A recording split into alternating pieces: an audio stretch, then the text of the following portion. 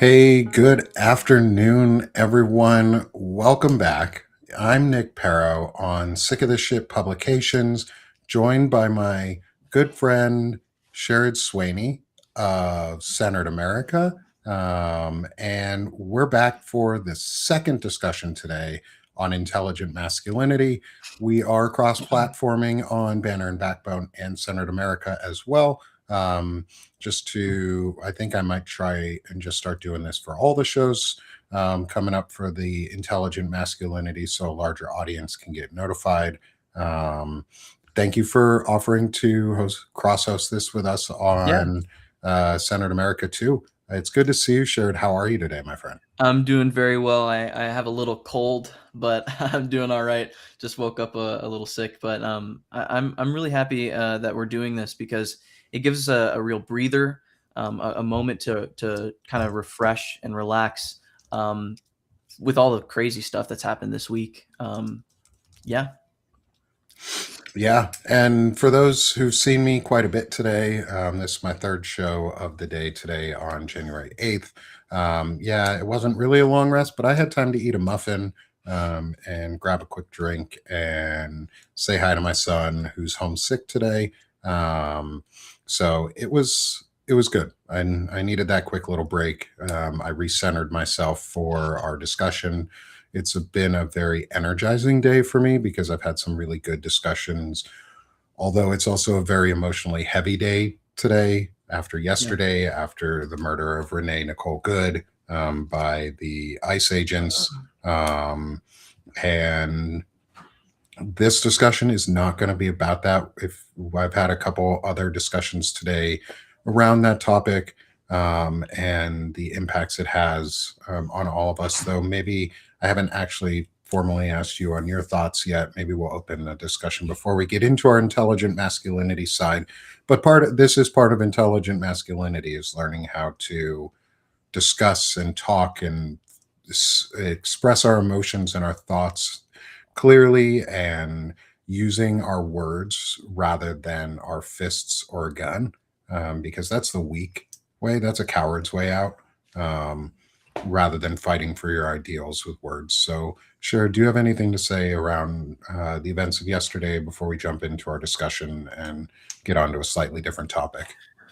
Well, as soon as I heard about it and saw the video, my heart broke. I mean, I was truly heartbroken. Watching the video and watching Renee Good's wife grieving and her running up to the car, it does something to you, and it's something that we shouldn't have to be watching. And with technology right now, it's like everything is shared. You see it that quick, but it's good that we're able to document this, that we have Yeah. this tangible proof, all this tangible proof that we are documenting this, that new media like Nick, what you're doing, what I'm doing, what all of you and the chat are doing here on Substack, like being able to share this and go, this is what's going on. They are lying to you.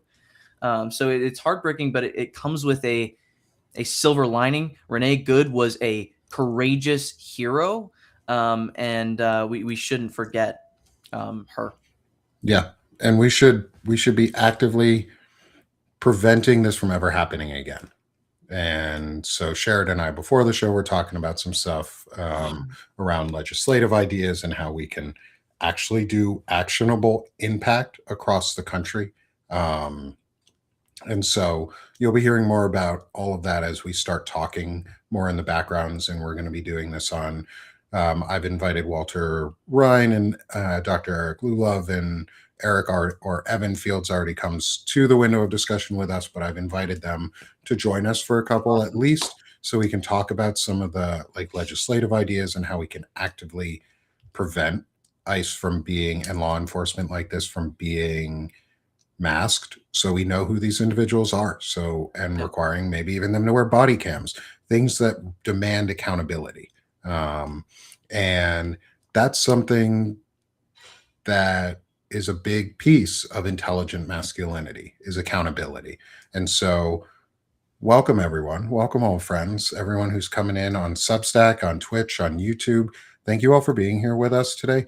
We are going to be talking intelligent masculinity with Sharad Swaney, who's one of the co-directors at Centered America, is a friend of mine, and is someone who exemplifies as a young man what it means, in my eyes, to be intelligently masculine, and what it means to be part of the scholar warrior mentality of someone who fights with their words and demands respect not through violence or domination, but through empathy and value. And through action and words. So I think Sharad is another great example of being being part of this community and helping us all grow. And so we're going to have a nice discussion, however long it takes. We'll be here for at least an hour, maybe even longer. Who knows? We're just going to go through the questions.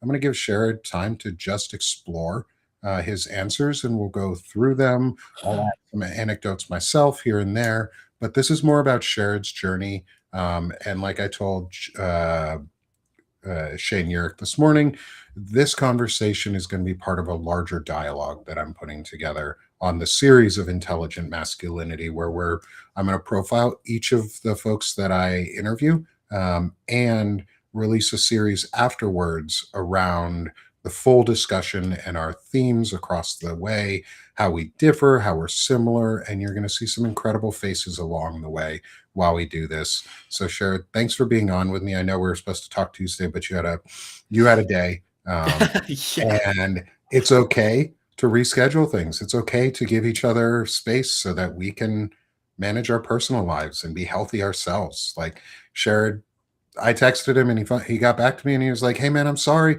It's like, you don't ever have to apologize, dude. Like we got I always we've feel got things. terrible though. No, I know. I totally get it. And I appreciate it. Oh yeah, we'll have to get Rick Wilson on too. That would be really cool. I've never met Rick. But I know Evan Fields in our chat, good friend of mine now too, Army vet. He's going to be on for one of these discussions too. And he respects and looks up to Rick a lot. And I'd love to be able to have that discussion at some point. So yeah, Evan, let's talk about figuring out how we can do that. And so, but we're going to focus on Sharad here now. And so I'm going to go through its 5 independent questions. The first 4 are more serious questions. And then the 5th one is a 3-part question around the song Be a Man from Mulan. And no, I have not gotten any audio clips yet. It's been a very busy day. I'm going to try and get some audio clips though, so that before I ask those final questions in upcoming shows, the song will play a little bit and we won't get copyright violations because I'll keep it short enough. But we're going to go through some great questions. I had a really good discussion with Shane Yerrick this morning. I'm really excited for this discussion with you, Sharad, because it's going to be awesome. All of our conversations have been. I see this is just going to be fun, and I'm excited to learn more about you and explore how you've gotten to this point in your life. So let's get into it. And so again, this is intelligent masculinity and the scholar warrior mentalities is how we're framing all of this discussion. And so my first question is, who has been the most influential male figure in your life and why? Honestly, the most influential male role model in my life is probably Elliott Smith. If you don't know who he is, he's a singer songwriter. I think he's one of the best guitar players of all time. He was born in Portland, and I resonated a lot with him because as a kid I had to move around a lot, and I remember moving at 13 years old to the really red state of Missouri, and it was such a developmental age for me, and I was really finding out who I was, and it was just me and my 3 siblings and my mom, who's a single mother, and we moved in 2020 during COVID, so it was just a crazy year. My mom had just become a single mother, and I was finding myself at that age, and I never really looked up to a lot of male figures. And then I started listening to Elliott Smith and his music, and I started reading about him and his life and who he was. And Elliott does something that I feel like a lot of musicians don't do, and he puts his heart on his sleeve in his music in a way that is different. And if you listen to his music, you can really tell, but you can't really hear it from anyone else. And he puts his feelings into his melodies, and that taught me a lot. Finding Elliot at a young age really helped me understand that opening your emotions as a man is especially powerful, and it doesn't hinder who you are. It makes you more strong. It makes you stronger. I love that. And so that's different than my answer, which is amazing because mine is my dad. And so, but I won't go into that discussion right now. Is what about Elliot? Other than like you talked about him writing his emotions on his sleeve, and I studied music composition and wrote music when I was in college, and I've studied music a lot, and I really enjoy the theory behind it and understanding the power of music. And I know you're a singer songwriter yourself too. Um, can you talk about how maybe that did that influence your decision to become creative or allow yourself to express your creativity in the way you are without feeling any like emotional burden or how did this experience shape your desires going forward um, to be to shape your desires or your view of masculinity?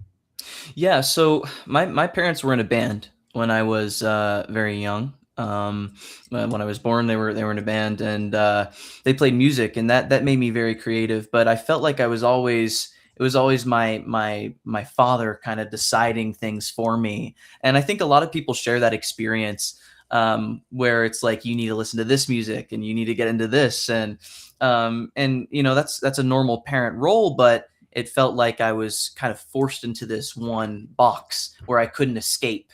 And as my mom became a single mother, and I started realizing what music I liked, what things I wanted to listen to, and what Elliott Smith does is he takes bass notes, he takes borrowed chords. Which are chords outside of the key, and it just really cuts deep. And he's playing all on one guitar. It's very independent.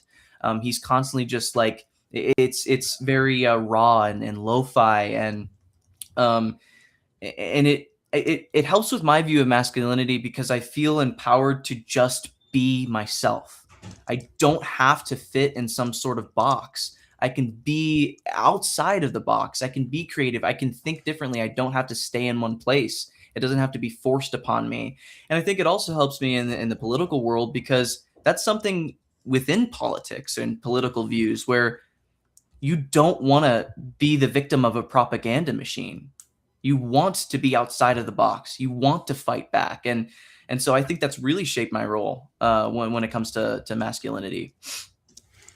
I love that. I like the what you just said about feeling empowered to just be yourself. And can you talk a little bit, if you're okay with this? Can you talk a little bit about the experience of maybe losing a parent during because your parents separated Yeah. um, when you were younger? Did you lose a parent during that? Did your father or it sounds like obviously your mom did not leave your life, No. but did your dad leave your life? And what effect did that have on you into say leaning into other men to find example from? I think well my father metaphorically left my life, Oh, okay. and what I mean by that is he's an addict. Um, and my father's a very smart man. He's creative. He was a guitar player. He had so much potential. And my mom used to say, "Don't fall in love with potential. Um, Fall in love with what's there." And when she was leaving my dad, it was hard to believe because I was my dad's number one supporter. At a young age, I was like, I need to stand up for my dad, and because he was my male role model. I looked up to my dad. He was creative and funny and smart, and losing him was something that hurt. Like I don't know how to explain it other than it was just a complete flip around in my life, and I had to figure out how to be my own father. I had to figure out. And, it was such a developmental age that I was getting into like late middle school, high school, where things really start to change. and you start to figure yourself out. And I didn't have a dad to do Yeah. that.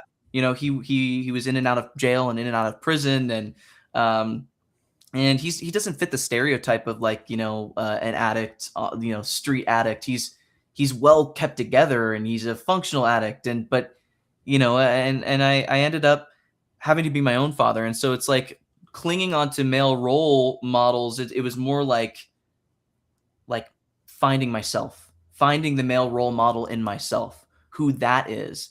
And that was difficult, because, I didn't have anyone to lean on. And I had my Yeah. mother.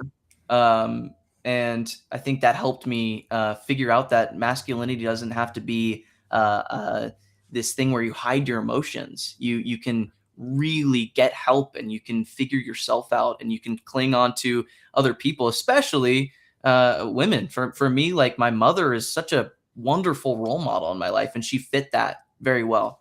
She taught me what a strong worker is. Um, when I was a kid, I did not think, I was oblivious to the fact that my mom was working. My dad stayed home, my mom was working, so I was like, oh, my mom, we don't have a good relationship. She was the one paying the bills.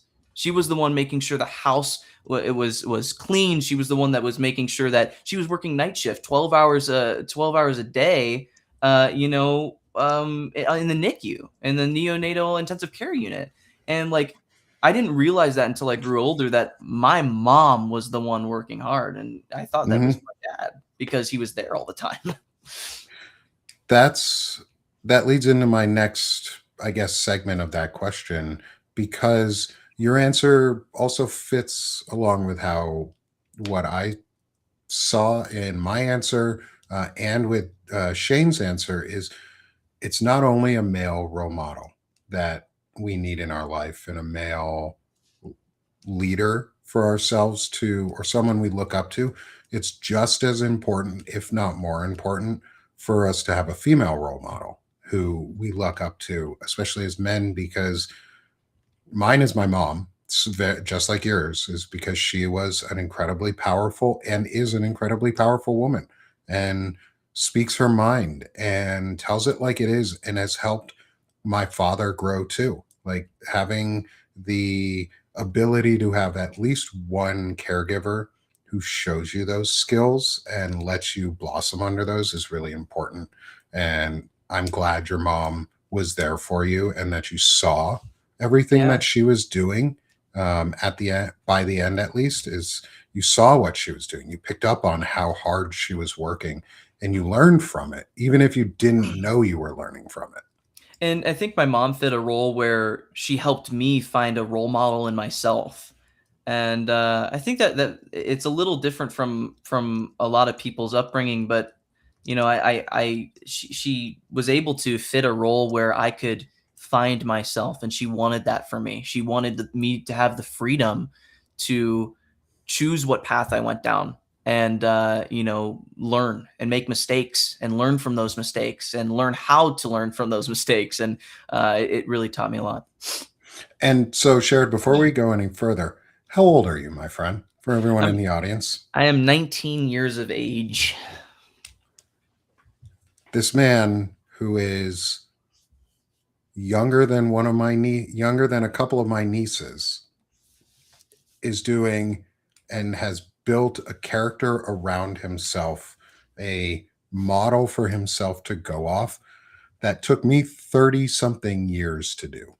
Like, bravo, brother, for being a part of this so early in your life. That's such Um, a large heap of praise coming from you, Nick. I really look up to you, and it's really kind. Thanks. I mean, you exemplify it. Like, I'm inviting people that I know exemplify these ideals. And we've got people like Evan in the chat is saying, "Get the fuck out of here." That's what I'm talking about. You're to be admired for what you're doing, Sharad. Like, you're 19 fucking years old. You could be going to parties at college and getting drunk and doing all the college things. Instead, you're out here putting yourself on the line every single day, and putting out incredibly important and meaningful content. And you're being a role model yourself. Like, I look up to some of the things that you are doing too. You're almost half my age, but that doesn't matter. Makes me Like, want to cry, man. that doesn't matter. Like, I I'm gonna give you a fist bump through the computer because shit, man, you're on point. Like, it's really amazing Thank what you. you've been able to do with your life so far, and be able to understand and reevaluate yourself, in a lot of ways. And that's going to be one of my later questions on it, for you, is our self reflect and self evaluate. But it's to this first question opened up such a interesting part of your life that I didn't know about before this. And it's really amazing to see how well you took that experience. And so, how long has it been since you've what age were you when, say, your dad left, and how long did it take for you, or left your life, um and how long did it take for you in that process to start seeing the impacts that your mom or yourself was having on growth? That's hard hitting. I think I was I was probably 12, 12 or 13. Um, when my dad left my life. And I was talking to my mom about this a while ago. But my mom she was involved in many like addicts of spouses of addicts groups, and she was learning, how to, go to therapy and how to fix this, relationship and take control of her own life. And I remember, as I said, I was such a big supporter of my dad. I wanted to defend him always. I remember the biggest thing that made me realize that things were changing were my family was going on a family trip. We were going on a family trip, and my mom, because my father was lying to her repeatedly, decided to not invite my dad to go. And I flipped out. I was like 11 or 12, and I was freaking out. And I was like, "You need to let him go." And I was like, "I'm not going if I'm not going if you don't let him go." Um, and she looked at me and she said, "Okay, you don't have to go." And that clicked for me and made me realize that my mom wasn't fucking around. Mhm. She meant she wanted to leave that life, and she needed to leave that life. And I feel like I realized it then, and it started that transition of becoming my mom's biggest supporter, realizing the abuse that my mom went through. And so at that transition through the developmental stages, finding myself through music and creativity, finding my passions and hobbies for myself, um, I started to I got into therapy. Mhm. I promote therapy for literally everyone. It takes a while to find the therapist that's right for you. It took me a long time. Oh A yeah. lot of people feel scared of therapy because it feels like a clinical setting where you feel like, oh, I'm crazy. It's not like that. You want someone that you mesh with, that you connect with. Having someone that's a third party on the outside that can really give you insight on how to manage the natural human parts of you in the most healthiest way possible, it helps. And so Mhm. it took me a while to find it, but my transition through therapy, I've been in therapy for 4 years, and like I started really seeing a noticeable change a junior year of high school. Good Um, for you, man. yeah, Good for you. Like that, it takes a lot, especially as a kid, to go to therapy and accept that you need help, or accept that they're going to teach you something, or like you even said, finding a therapist who works for you, um, finding a compatible therapist, or even finding a group therapy. Like, yeah, I'm a huge advocate for group therapies. I was afraid to go to one. I went to one for 2.5 years. I went through emotional distress tolerance 3 different times with the VA because it was a group therapy session, and I found people who I could connect with on a therapeutic level. And we never, we always respected each other because we were all there for the same reason. We all wanted and needed help, and we all wanted and needed to find a way to make ourselves feel better about ourselves. And it's scary. but it helps. And part of being an intelligent human in general, for better humaning, but in this setting, an intelligent man specifically, is accepting that therapy is okay, and that asking for help is not weakness, it is strength. Asking for help when you need it is a sign of strength. And so that sort of leads me into my second question for you is, what is your definition, or what does intelligent masculinity mean to you? Um, Intelligent masculinity to me is the knowledge, and not just the knowledge, but utilizing the knowledge that this idea that's been embedded in all of us of what masculinity should be is not true. I think intelligent masculinity is knowing how your emotions influence your behavior. I think identifying, like I said before, the human parts of yourself, like envy or obsessions or compulsions or anger, and then being able to manage them in healthy ways whilst balancing accountability rather than suppressing your emotions. I think that is what intelligent masculinity is. And that's what I'd say my definition is. It's managing all of that and being able to do it while also making mistakes and not being so hard on yourself while learning. Yeah. And so I want to dig into that, is the emotional understanding and what that means to you, because we all have our own views on what emotions are, how they affect us. Um, but and I want to maybe share some stories between each other on this, on how we've evolved on what emotional understanding means. Um, is how what brought you to the point where you realized that you needed to understand, accept, and learn from your own emotions? And what does that really mean to you, in terms of what does it mean to to be emotionally understanding? As my dog bell goes off. Um, you know, I think because of my parents' relationship, they were very codependent. And it was like they made it like this magical thing. I had this idea of love and relationships that was so skewed. And going into creating my own relationships with you know uh, like girlfriends, right?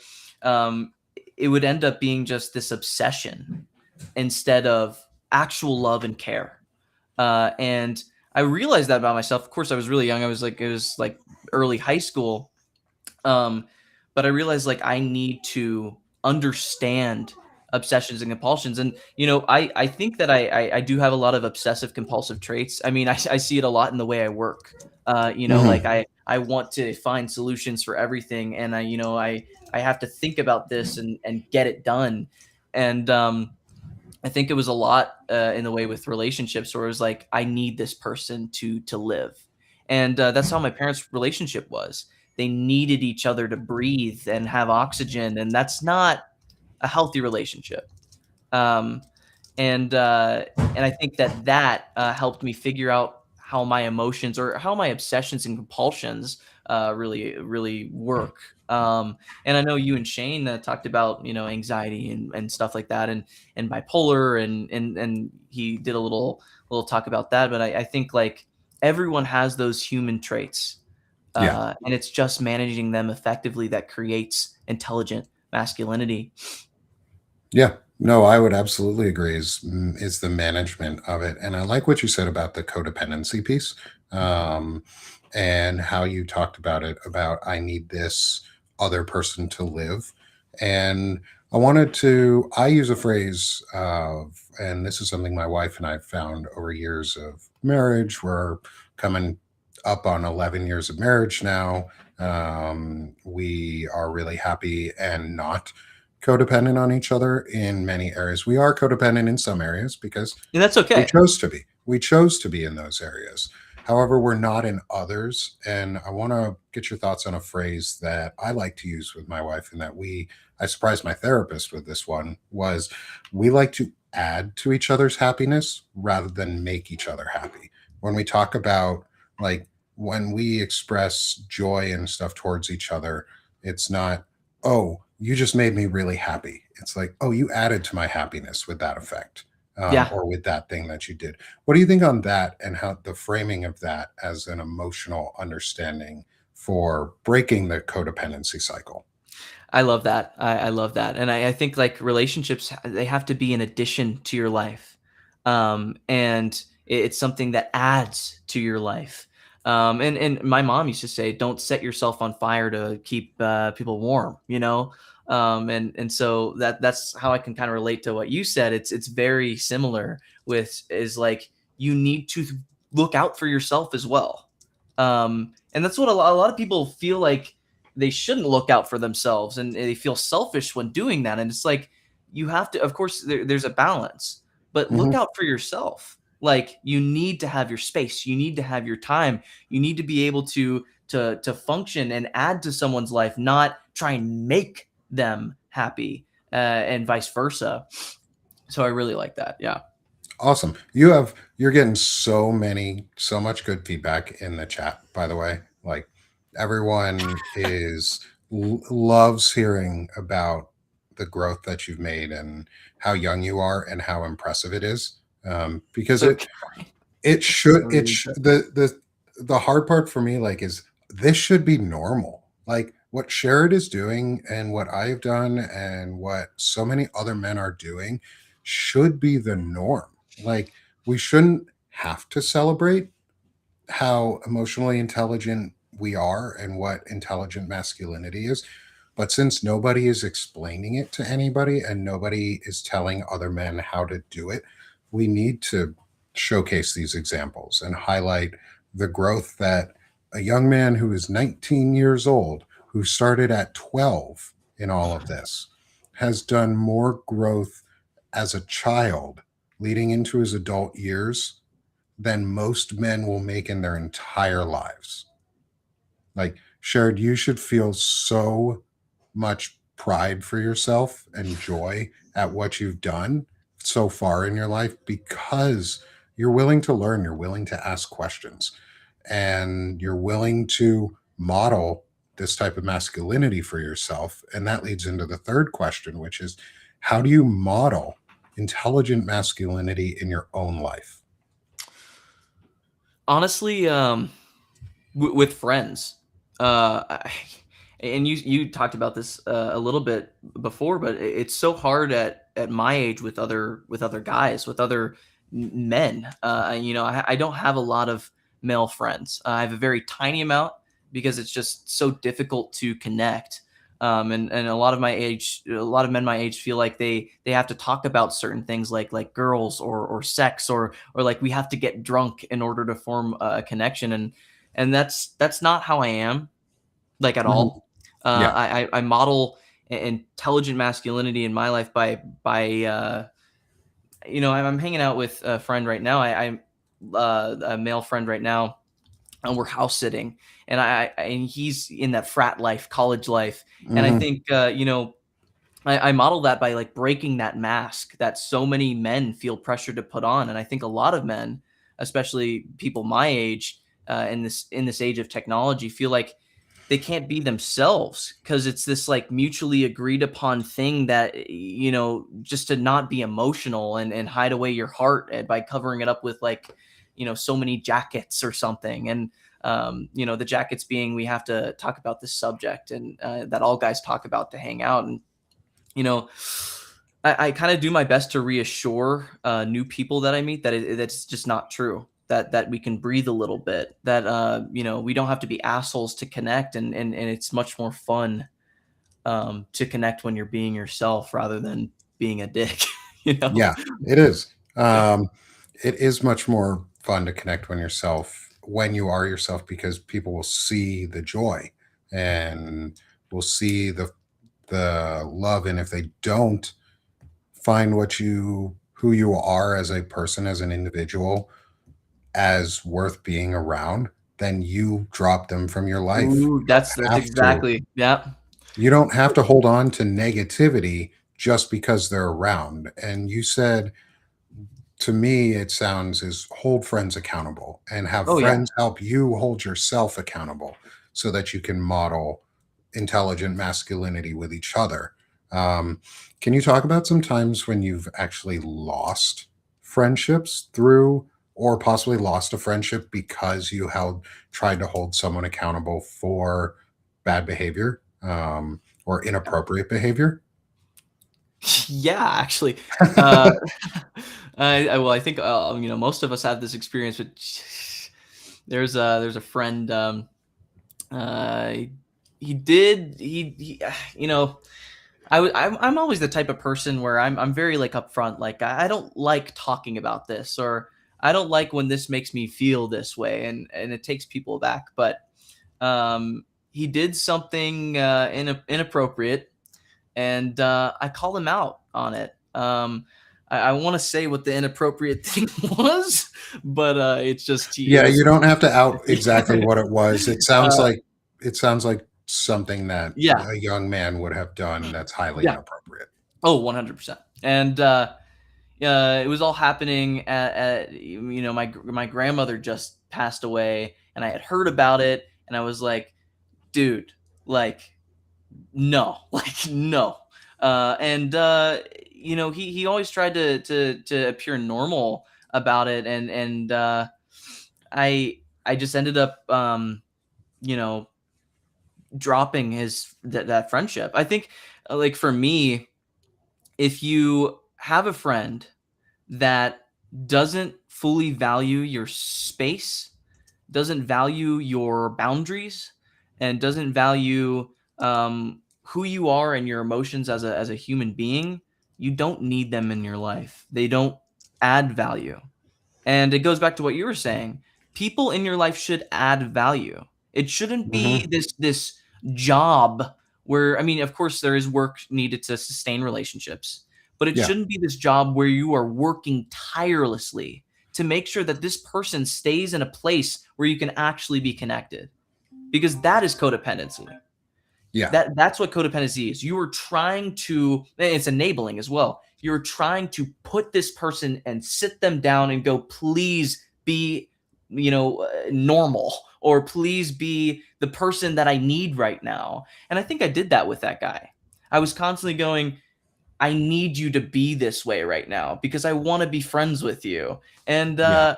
that's not, it didn't work. You can't control, you can only control your side of the street. And, Yeah. you can't constantly try and control someone else. And honestly, I think like for me, it's really difficult at my age with men to not go, be this way, please. Like show your emotions, please. And sometimes you can't. Like Yeah. there's no way. Yeah. They have to figure that out for themselves, and they have to do their own research, and they have to do their own life journey. And you can give them advice, Mhm. but it's their choice to take that advice. And he wasn't taking it, and he did something inappropriate. And I said, "I'm done. I don't want this relationship anymore." Good on you. Like, thank you for sharing that. And it's important that you did something like that because you protected your own sphere of influence, your own mental health, your ability to grow. And like you said, if your friends don't add value, or if the people you're around take away from your happiness, take away from the value or the joy or the beauty of your life, they're not really your friend. Their friendships are a two-way street, not a super highway and a dirt road. Like it takes two whole people to be friends. Like you can't just be a friend with yourself and half a person. That person doesn't really want to be your friend in the end. And it's really good to see that you were able to put a solid line down in the sand, or not in the sand, but in stone. Basically, you said this is what I will tolerate and not tolerate. And when it was broken, you didn't tolerate it. You stuck with your guns. You said, no, this is too far. This is not what I this is not how friends should act. This behavior is not okay. And that person kept it being a them problem, and Sharad stopped making it being a him problem. Um, Yeah, and I think who you surround yourself with is so important. I think my environment when I was had that person in my life, I was a different person. Yeah. And I knew that I felt uncomfortable being that person. I knew that I felt uncomfortable being that way. And, it takes a lot of control to be like, I'm going to cut this person out of my life because I don't like how I'm acting. That's something a lot of people don't like. It is normal when you surround yourself with certain individuals or certain people to be like, I don't feel like myself. And taking the action to go to make sure that you feel comfortable in your own body and in your own mind is important. And so cutting him out was a really good thing for me. Good. I'm glad to hear that. And I'm now going on the flip side of that. Yeah. Have you had have you had an experience of holding a friend accountable where it has strengthened your bond with that individual and strengthened your relationship? Yeah, I have a friend. He's my roommate actually. His name is Corbin. I don't think he'll care that I'm saying his name, but his name is Corbin, and he lives with me. And early on in our friendship, we were like friends for like a year. We were working together. I was a manager at Little Caesars for like a couple years, and we were both managers. And at night, we were messing around. We were closing up, and he took some. This is a weird story to give you an example, but he was taking cornmeal and throwing it on me. Like he had a shaker. He Okay. was throwing it on Yeah. me, and he was just fucking with me. And he take the shaker, and I'd be like, and, we were just fucking around, and we were throwing cornmeal on each other, and we were like, doing our closing stuff and just fucking with each other. And then it got to the point where I was like annoyed with it. I was like, all right, I'm done. Like I'm done. Like this has gone on too long. I'm getting fucking cornmeal all over myself. This is not funny anymore. And he just kept doing it, like kept going. Yeah. And I was like, fucking stop. Like let's like I need to close. I want to go fucking home. And he kept doing it, and like everyone was fucking laughing. And I ended up just taking the shaker and throwing it as hard as I could at the floor. So definitely couldn't control myself there. But after that, I was like, I feel so bad that I did that. But like, that really fucked with me. That was like, that like I was done. I was done, and you kept Yeah. going. And he apologized, and he never did it again. Nothing like that has ever happened again. We've been friends for 5 years. And as soon as I said it one time, it never happened again.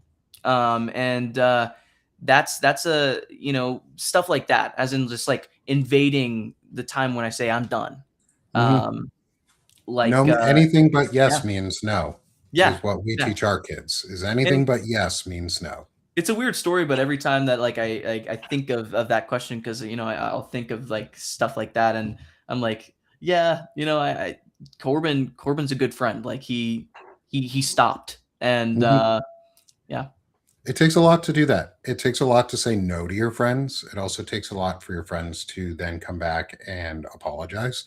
But you put a foot down. You put a line in stone rather than in sand, and you stuck with it. And you said, "Yep, I'm done." And you kept with it, and you didn't change your mind. And I think it's courageous to do that thing.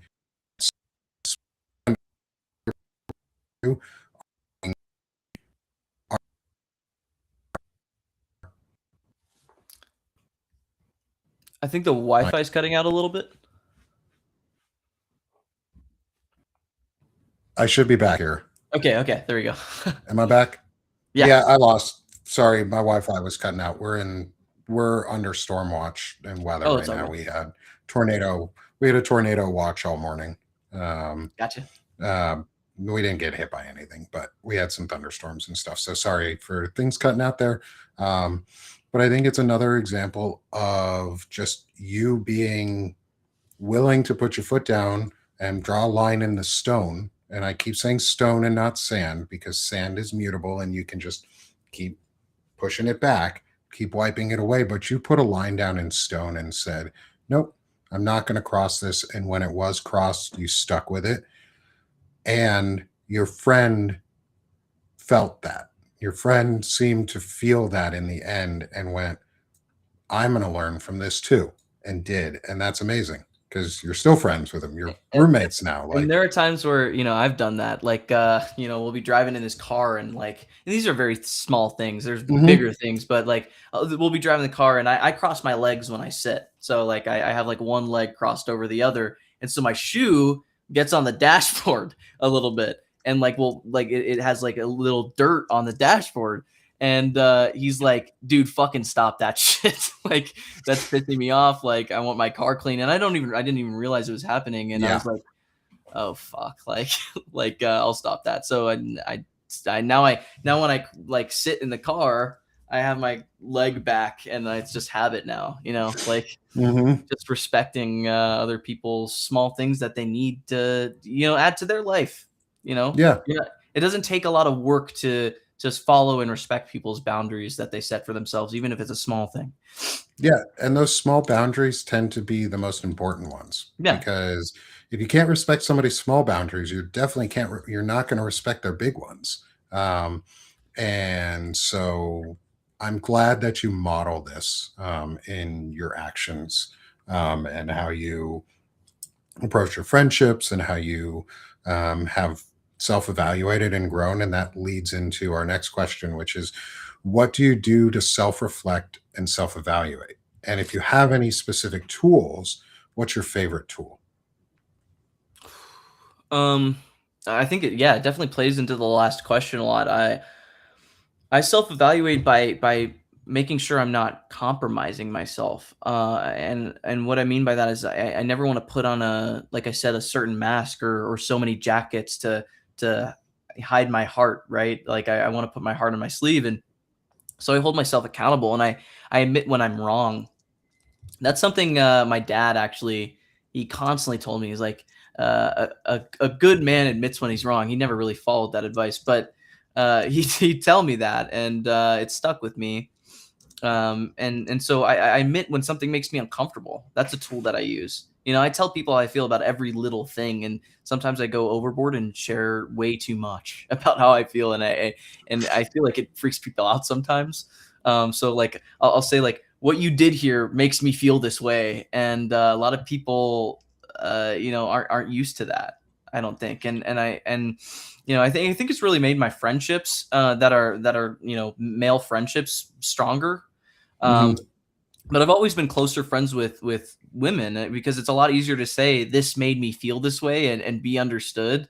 And I think it's because the culture has been shaped completely differently, and now we're trying to change it. And I think it's so important. But with men, because of the stereotypes and because of how masculinity has been framed for so many years, it's a lot harder. But I've Yeah. become friends with guys who I really feel comfortable crying around. Like now I feel comfortable with my friends that are guys. Like I could cry around them. Like and we don't feel like we have to get drunk or talk about sex all the time to enjoy each other's presence. And it's funny because it truly is a problem at my age. Like that's all guys want to do. Like and I don't want to do that. Like I want to hold each other accountable. I want to tell someone how I feel. Like something that's an issue with me is like you know like I said, I'm house sitting with one of my friends, and his name's Julian. Great guy. We've been doing like food review content lately, Oh, and nice. we're going. I started going to the gym with him. He's teaching me how to go to the gym and use this equipment. I've never gone before. I've never been like a really active sportsy person, but I'm going and he's teaching me and kind of like letting him teach me that and not getting this huge ego where I'm just jumping into everything and just like it's important because I feel like I'm letting this person give me education, advice. He's done weightlifting like a lot of his life. He's been in the gym for so long, and he's teaching me something. And I think being able to kind of open yourself up to being taught Hmm. something by another man, because it feels like it's always like this competition where who can be the smartest, is so important as well. And like even driving in the car, right? Like I'll get up and I'm like super insecure about my hair or something, and I'm like, I just feel like my hair looks like shit. And we're like, dude, you look fine. Like that. Hmm. Those things are so important because it strengthens friendships. It makes you just put your heart out, put your emotions out, tell them. reassure someone, and be open to being taught, I think, are my tools. I would. I'm going to have a follow up question on the ego piece because Shane also brought up the idea of ego. However, before we get into that, something that my wife does for me, and I would encourage men to do for their friends, for each other, for themselves, is go buy yourself a bouquet of flowers or go buy your friend a bouquet of flowers. Quit. I think the statistic is like 80, it's like 90% of men will never receive flowers in their life from anyone. And it's You know, such a simple act of like, I have a favorite flower. I love tulips. I like tiger And lilies. well, I like daffodils the most because we used to go to the daffodil um, blooming in Washington state up in north northwest Washington. Yeah. Um, and I love them. Like tulips and daffodils are beautiful. My uncle used to like grow daffodils and orchids and stuff and crossbreed his own plants. And I just think it's fun to have joy out of things that are pretty and like the things that we like. And it's okay to be surprised with some of our emotions. He's coming. I think he's grabbing something. And it's okay to be comfortable with our emotions when we get flowers. Like it's for me, like the first time I got flowers, it felt awkward. I was like, "Ooh, why am I getting these?" Like, ooh, like first time my wife ever gave them to me was always like, "Ooh, why am I getting these?" Now it's like, "Oh, I love these." Like I Yeah. get them and it makes me happy, and I, it adds to my happiness when I get flowers. like I never like ask for a bouquet of flowers. My girlfriend Quinn, we've been together for a while now, and she'll just buy me them randomly. And like I have a favorite flower. I was born in Pennsylvania. I moved around a lot. Pennsylvania. I lived on this. They were plant scientists. We lived in a house that these people owned, and they had a huge garden, and they were filled with tiger lilies. So my girlfriend will draw me tiger lilies. Oh, that's beautiful. And I also like moths, and so she'll draw me little Oh, things like that that. is amazing. But she'll just like go in and draw me flowers and get me flowers, and that's so it's funny you brought that up because that is a thing that my partner does for me, and draws me great stuff. So And it I'm a one, she's talented as hell. Like that's yeah, amazing. You yeah, should make sure to praise her on all of that because it's beautiful. Her artwork is amazing. And it's so nice to see that you have the ability to have a partner who respects your emotional needs as well and fills your emotional cup and sees when your happiness is added to and when things bring you joy and add to your joy and help spread your joy. And I think that's wonderful. You should treasure yourself for that, but you should also treasure the happiness that you get from the yeah. added happiness that you get from her because of this. I think that's amazing. Like, And she went to Vienna, Austria to study abroad, and she brought back a bunch of little things for me, and she brought back this little box. oh, that's And cool. before I went to New Mexico, so if people don't know, I'm currently in New Mexico. Moved around a lot. My sister lives in New Mexico, so I'm coming down here to work with Indivisible and work alongside Indivisible and work with my co-director who lives here for Senate America. But before I left, she packed it with notes for each single day that I'm here. That's amazing. so That's amazing.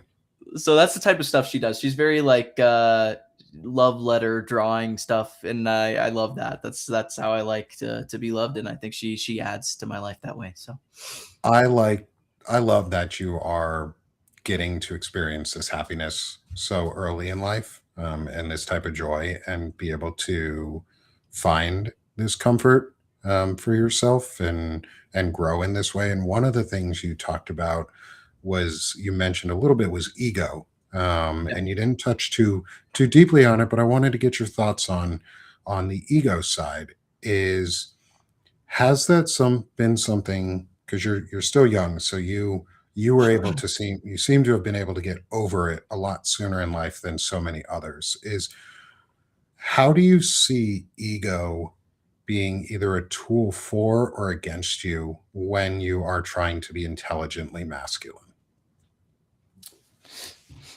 I think ego has hindered me a lot, because I think it's just relatable that a lot of us want to be the smartest in the room or have something that's useful for everybody. And I think it's hindered me a lot because I I always want to be the person that has all the things figured out, that has all the solutions. And I think being able to balance and know that, like, I'm not gonna have all the solutions. I don't know everything. And yeah, my mom used to tell me that. She used to be like, "You don't know everything." Like, I don't. I don't know everything. And I think that um I've worked on learning as much as I possibly can. And so being able to kind of like be humble, but balance believing in yourself, believing that you can know everything eventually. You want to learn as much as you possibly can, but you need to take insight from other people and collaborate ideas and, find what other people are thinking. Because if you're just, again, isolating yourself with your own ego inside a box, you're doing the exact damage that you want to get out of. You're like I said in the beginning, and it comes full circle. Your ego can put you right back in that box where you are just isolating yourself and you're not letting yourself free and finding other viewpoints and educating yourself with other people and their way of life, because your way of life is not the single focal point.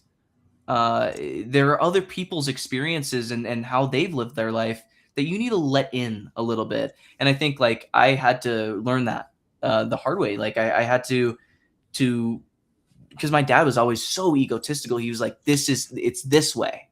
And he had opinions on everything, on music, on literature, on all this stuff. And if someone said something that was completely different from him, it was like, that person's an idiot and I don't want to be around them and I'm going to make fun of them.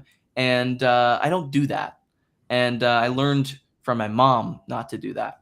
And so, yeah, I think ego has really shaped, like, balancing ego has really Yeah. shaped me. So, when has been a point when needing your ego or needing an ego of sorts has benefited for you? And how did you make it so that your ego didn't become, if you have something on this, how is it you didn't let your ego become the sole driving factor in a solution or in the resulting like end result of um, the decision you had made? Yeah, there's a couple different instances. Playing music, right? Like, I'm a good musician. I'm proud of myself for the fact that I can play music, that I understand music, that I'm a good lyricist. I think I'm a good lyricist. But I did choir and I did choir performances and would get judged. And I became top four tenor for high school in the state of Missouri 2 years I in was a going to row. guess you were a tenor. Yeah, 2 years in a I was a row. baritone, so Yeah. And like, doing that, I was the only one that got into to mhm, state. And that does give you this kind of, like, in high school, it gave me like a lot of pride. And but being able to go, I'm doing this for the music. I'm not doing mhm. this to hurt other people. I'm not doing this to be the best at this thing. Because you can try and be the best at something, but you also have to make sure that you're doing it for the passion, not for, making sure other people see that you're the best at this thing.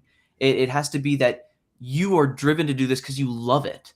And I loved it. And you know, things like, I played at Blueberry Hill. It's where Chuck Berry played in St. Louis.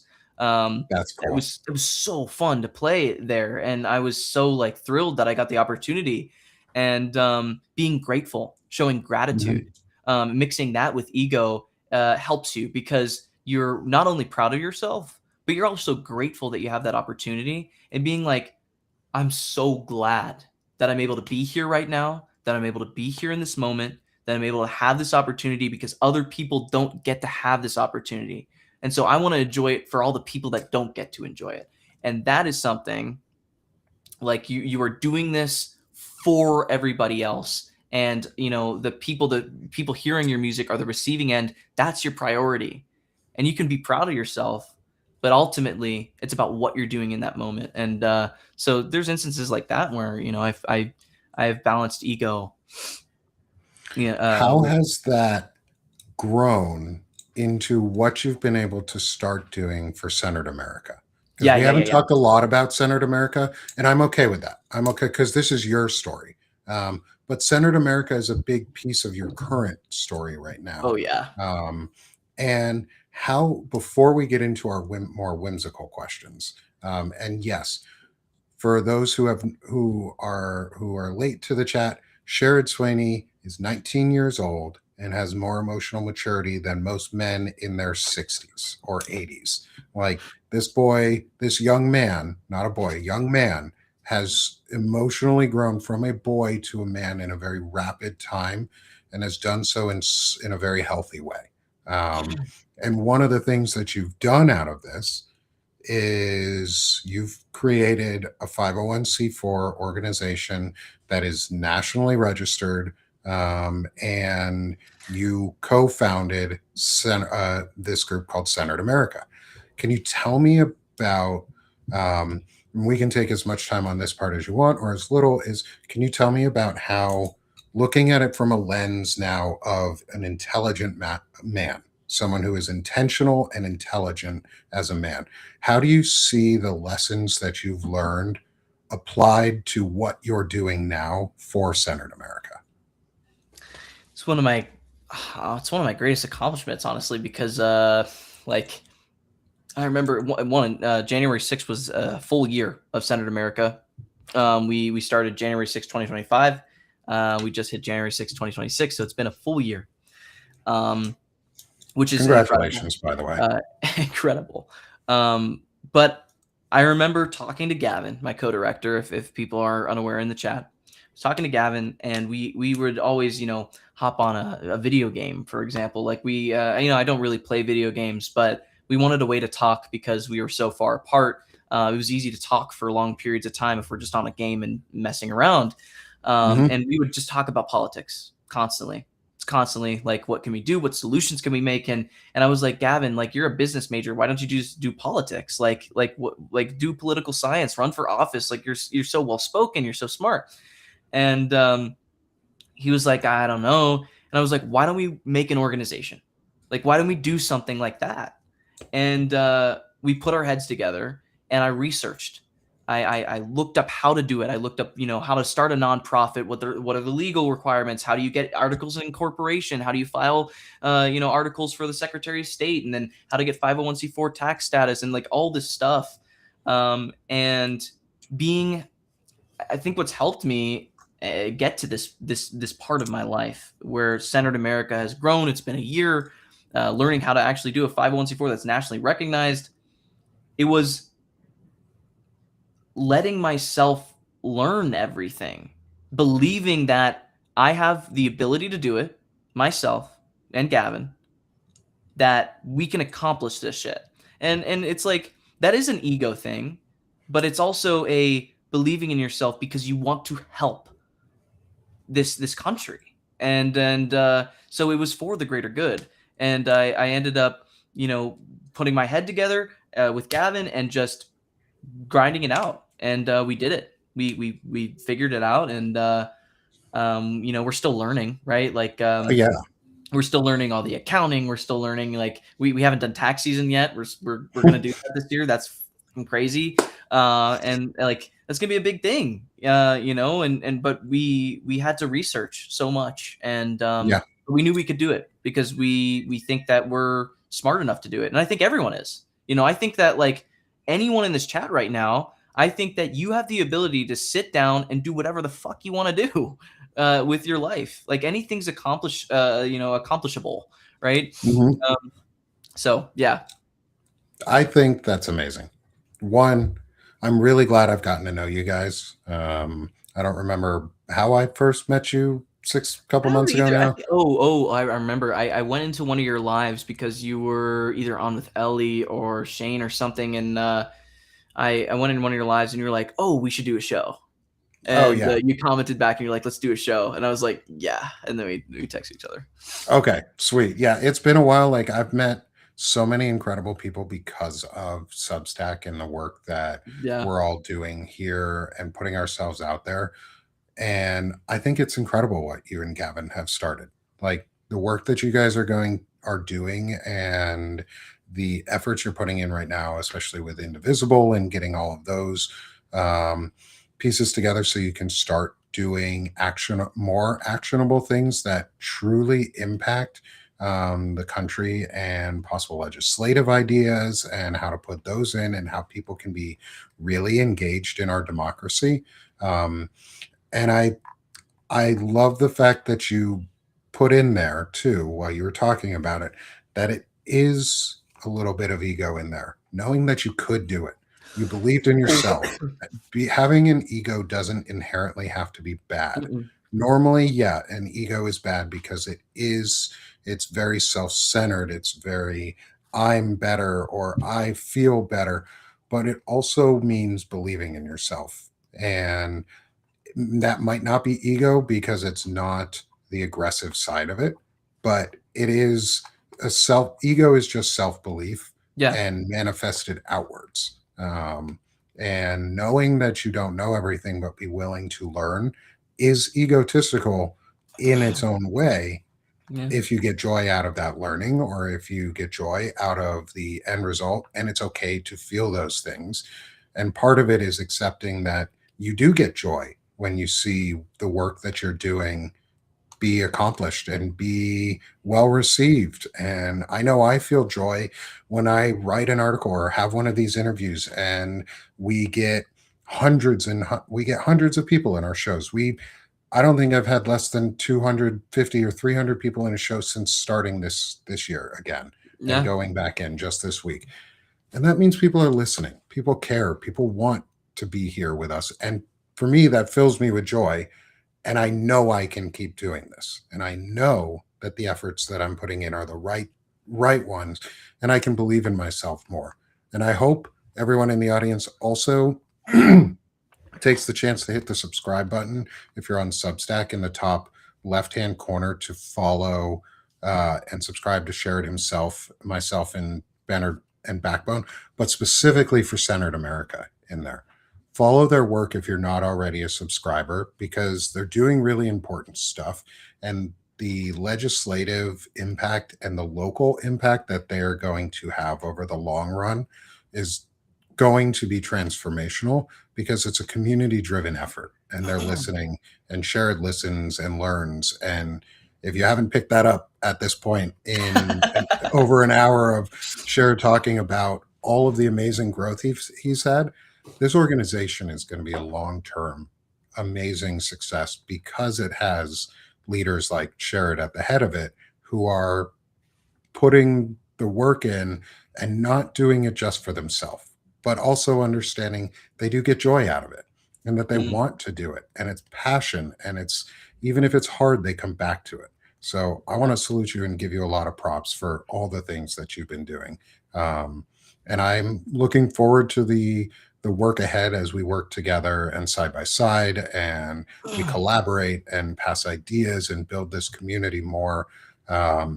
And for those of us in the audience, this wraps up the first part of the interview, which is the first four questions, which are slightly more serious on intelligent masculinity and being a man. This final set of three questions is all wrapped into one. It's somewhat more whimsical, and it is based around the song "Be a Man" from the Disney Mulan song. And I'm pretty sure everyone knows that song. It is the "Let's Go Girls" for men. It is the clarion call and call to action for men to get off your ass and go do something. And it's one of those that hypes you up and pumps you up and makes you feel good. And I've gotten some interesting lessons out of it. And I would just want to hear Sharad's thoughts on these slightly more fun questions based around being a man and using this intelligence and this intentional masculinity to grow as he has shown he can and has done. Is so my call to action questions for you from Be a Man is, what does it mean to be as swift as a coursing river?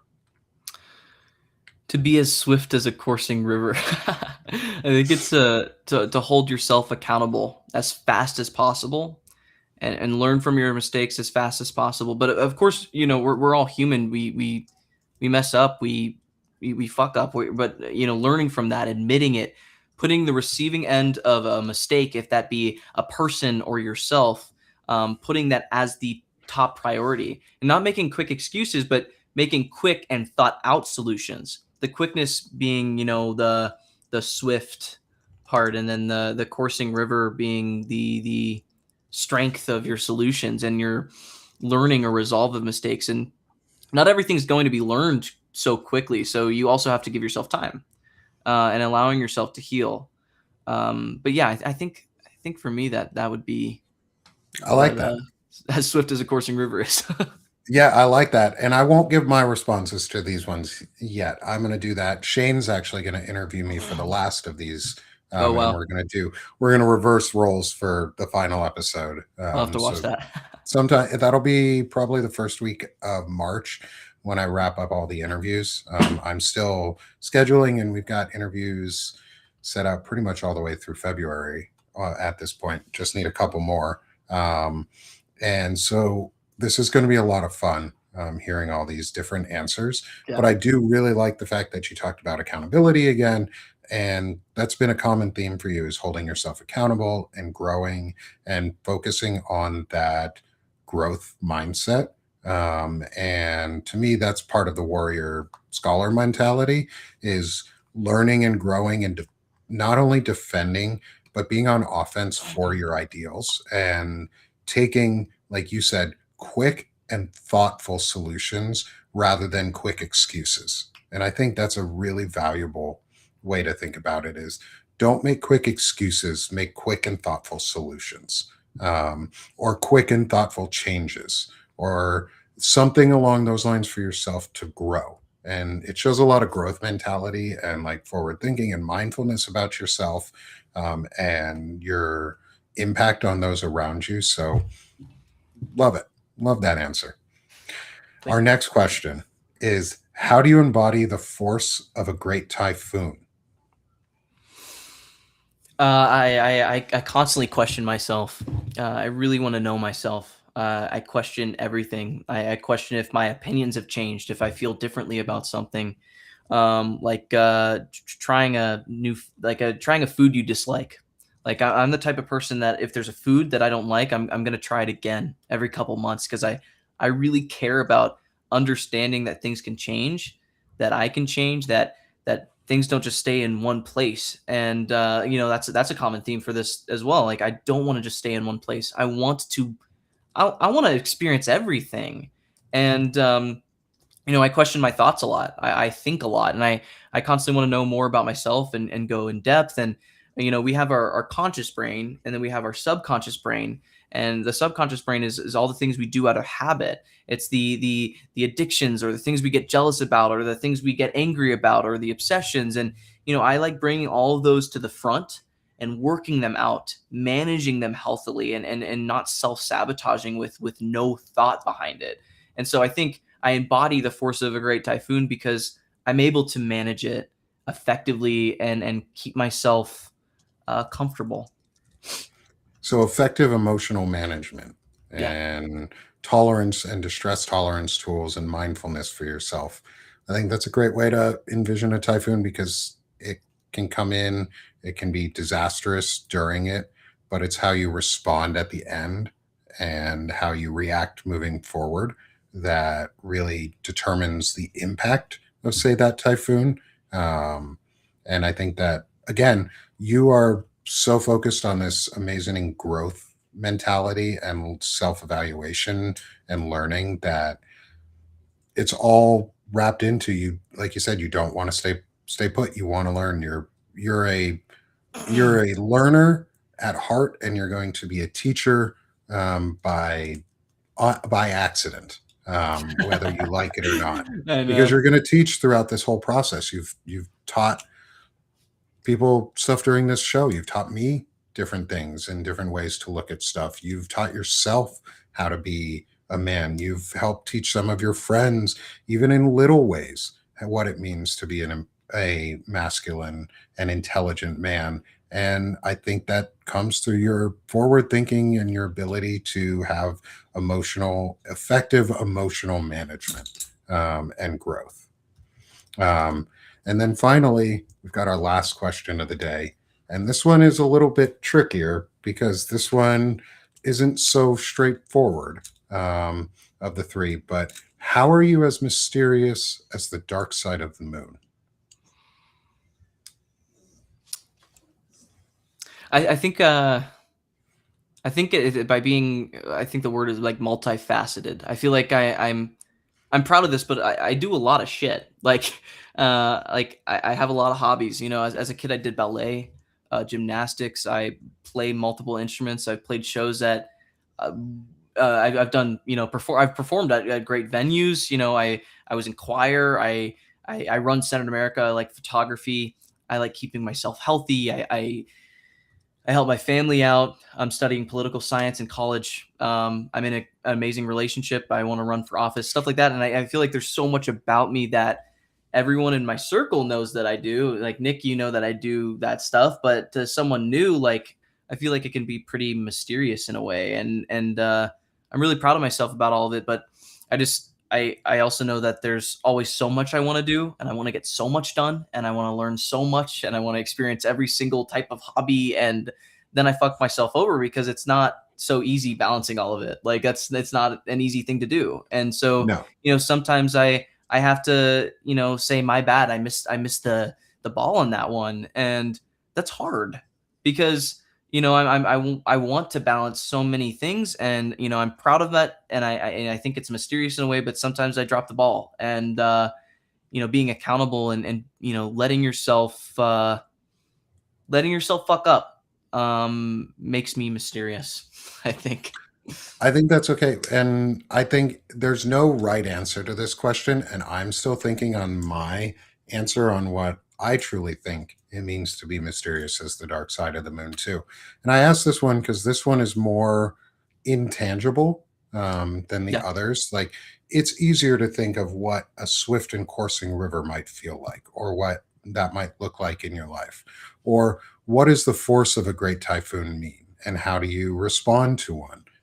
But being mysterious is harder because It's really hard. what does it mean to be mysterious without being Weird. inauthentic? Yeah. Like, without being inauthentic or creepy or weird. How Yeah. do you maintain how do you maintain a private life I and think keep surprising yourself people. separate?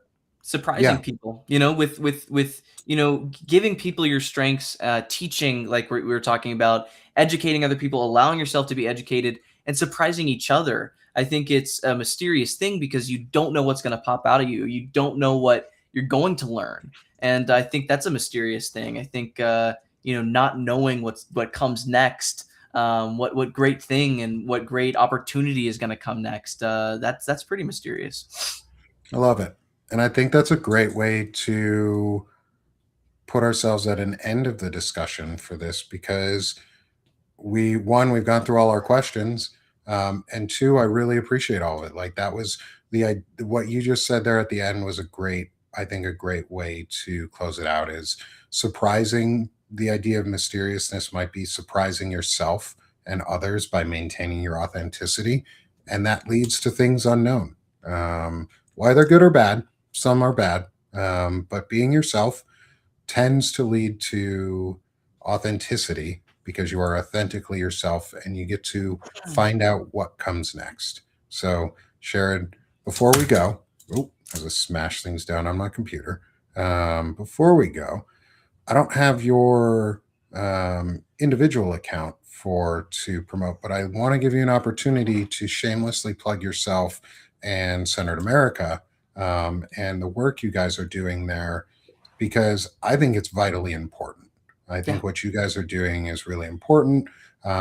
I am also friends with you, and I want to support your work and help you build up more what you're doing, because I want to see you run for office in the future. Be so I want so to good. see us put in pieces of legislation this year that change the course of America and change it for the better. We're gonna And I do it. think Senate America is one of the ones that is going to, one of the places that's going to make that difference. So, Sharad, sell yourself, sell Senate America, shamelessly plug, because I support you guys wholeheartedly.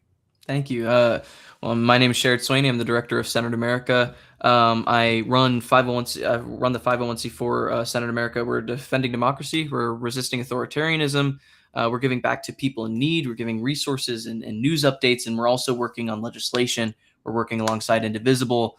We're working here on Substack. We've been a little bit lacking on Substack, but we're still working hard and getting updates out. But man, it's been a crazy week. And I think all of us have felt that. And I think, with winter and then going into this new year, it's been hectic. But we're back, and we're so excited to keep going on shows. You can follow us everywhere. We have senateamerica.org. That's our website. We have Substack. You can look us up on Instagram, on TikTok. Also, you can follow me, Sharad Swaney, the real Sharad on TikTok. I post my music. I do clips where I just play songs. And then I also have my Instagram is Sharad Swaney. Yeah, if you want to contact Senate America, contact us at info@senateamerica.org. Awesome. Thanks, my friend. And we'll put in show notes as always with links for you guys to be able to subscribe, because I love, like I said, love the work that Senate America is doing. I think they need the support, and it'll help all of us because they're giving back to the communities, and they're putting words to action, and they're doing it fully and with their hearts and with their whole minds. And this is going to be a group that helps a lot. So please come support Senate America. And then I'll put it up there just for a second because I've mentioned it a couple times. Come support Banner and Backbone. We're cross-platforming on it right now to help boost the audience and encourage as many people to be part of these discussions as possible, because I think it's really important for us to put this out there, because if no one's going to say it, there's just a void in time and space, and men are going to fall to the easiest example, which is the authoritarian model, where they don't have to question and challenge themselves. Or you can follow Sharad's model and my model and Shane's model and so many others of question yourself. Ask what comes next. Ask, how do you get better? How do you increase your own happiness and your own self-worth? And how do you get involved in saving America and pushing us forward and progressing towards a more perfect union? Come join us at Banner and Backbone. Come join us at Senate America. And then come join me here at Sick of This Shit Publications, where we're making it all happen. Like I said, there's tons of new interviews that are going to be coming out around intelligent masculinity. This is just the second of them, and I look forward to having more discussions with folks as we continue to go along. So everyone in the audience on all of our platforms, thank you for being here. If you're on Substack, one more time, hit that heart button and then hit the subscribe or follow in the top left-hand corner to subscribe to all of us and follow us after the shows and keep up with all of our work. Sharad, I really appreciate you coming on, my friend, and Thank you for talking having with me. me for this time. I look forward to doing more of this and getting to talk with you more every week on Wednesdays with our show on Banner and Backbone for the window of discussion, as well as any other work that we can do together throughout the year. Looking forward to collaborating and boosting and building this community strong so that we can have a better future together and a more centered future where dignity is at the center and not hate. 100%. So thank you, everyone who's here with us on Substack, like I said, on YouTube, on Twitch. Amazing. It's been a wonderful discussion. Thank you, Sharad. I appreciate you. I'm Nick Paro, everyone. This is Sick of This Shit Publications presenting Intelligent Masculinity. And we'll be back next week on Tuesday for a discussion with Lawrence Winterman for our third discussion into the Intelligent Masculinity series. Thanks, everyone.